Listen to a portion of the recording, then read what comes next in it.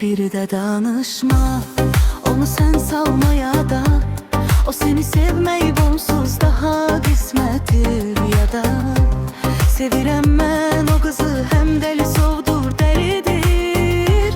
Ne deyip sen de diyeceği yok, böyle tersin biridir. Onu açtım yüreğimden keçen her cümleleri, ama gördüm ki ne fayda, beni hiç dinlemeyim.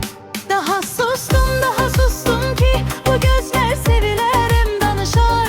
Gözlerim senden sus, artık o seni istemeyim. Daha sustum ki bu gözler sevilerim danışar. Gözlerim senden sus, artık o seni istemeyim.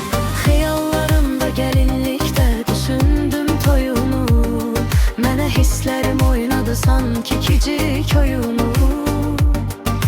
Danışırdıq gecələr, hər gecə duyduqca onu. Düşünürdüm olacaq əzab əziyyətlər sonu. Sus sürək, sus.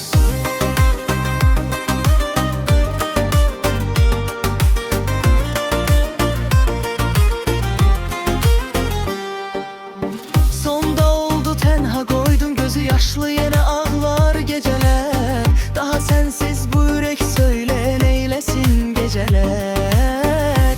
Bu gecədə evet oldum yenə ney məclisinə.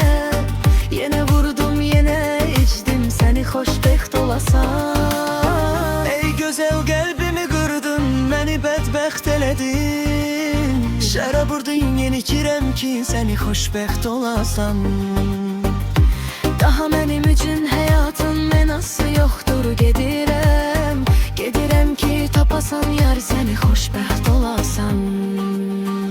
Daha sustum ki bu gözlər sevilərim danışar. Gözlərim səndən sus, artıq o səni heç dinləyirəm. Daha sussun ki bu gözler sevilerim danışar. Gözlərim səndən sus, artıq o səni istemir. Xəyallarımda gəlinlikdə düşündüm toyunu. Mənə hisslərim oynadı sanki kicik oyunu. Danışırdıq gecələr, hər gecə duyduqca onu. Düşünürdüm olacaq əzab əziyyətlər sonu. Sus sürey sus.